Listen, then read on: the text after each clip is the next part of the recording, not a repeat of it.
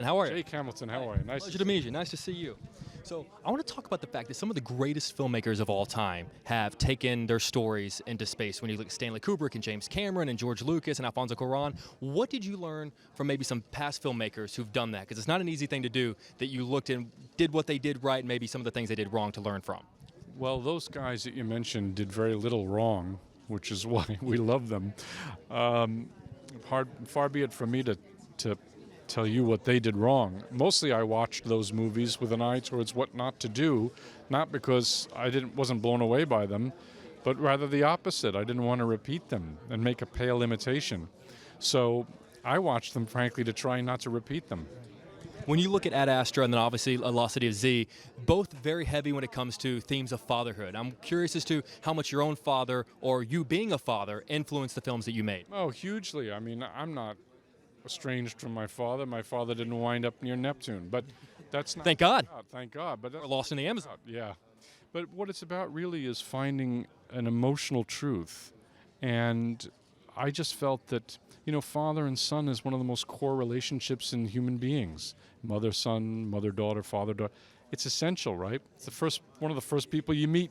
Is your mother's your first, and the second is your father usually. So we just felt that it was almost like a very clear and beautiful thread for the story emotionally.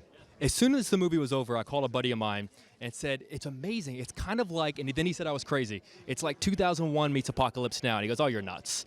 Am I wrong about that, or are there themes hidden somewhere in there where I'm on to something at least? Oh, no, you're absolutely right. I actually told a joke about it. After I screened it, a couple of friends of mine told me that. A lot of this wasn't conscious. And then when you make the film, it turns into what it's supposed to be.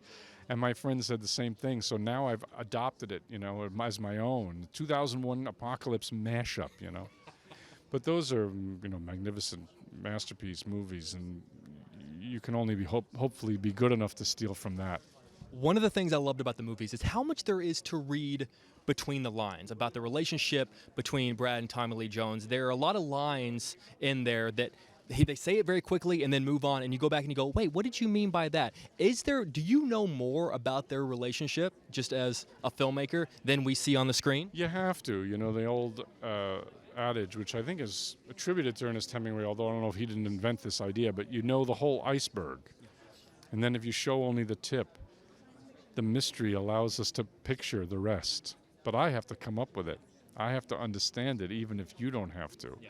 So, you have to do the deep dive. You have to do your homework. And then hopefully you sense some of that underneath the surface. Fair enough. An honor, sir. The movie's a masterpiece. Thank you so much. Thank you so much for your time. I appreciate it. Thank you.